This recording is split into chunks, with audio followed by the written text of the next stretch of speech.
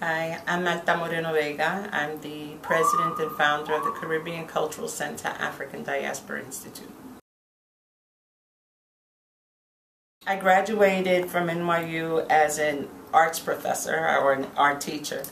And the idea of art is how you see yourself reflected in the world. And one of the things that I wasn't seeing was my experience reflected in the institutions I visited, in museums, in performances, in poetry. The experience of me as a black woman, experience being Puerto Riqueña, born in New York, the experiences of growing up in East Harlem, El Barrio, were not reflected in the institutions I went to. And therefore I decided to be part of all of the activities, right, and all of that movement that would help create institutions that reflected my community, my people, my family, my children, and our contributions to the world. Well, I think that we carry culture. We're cultural beings. You know, you don't go to culture.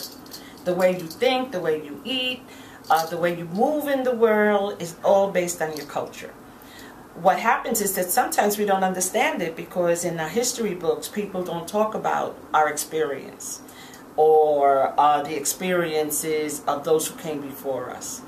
And therefore the importance of culture and art is understanding that history, that legacy, understanding what makes you tick, because you are a cultural being. You select certain foods, why? You respond to certain music, why? You respond to certain dance forms, why? You move a certain way in the world, why? So that's what culture answers. That's what having institutions answers. It tells you the beginning, the present, and the possible future.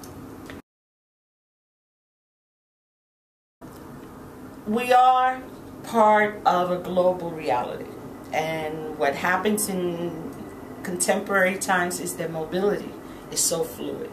You can be in New York 1 minute, and in 4 hours you're in Puerto Rico. In 13 hours you're in Brazil. In 16 hours you may be in Japan. And that movement is making us a global people, whether we want to be global or not. So I think it is incumbent on each and every one of us to understand that global reality that is now present in our communities, so that you can walk down the street in East Harlem, where I am now, and you can encounter people from France, people from Brazil, people from Japan, China, from Africa, from the Caribbean, so that to understand what surrounds you is to be part of it.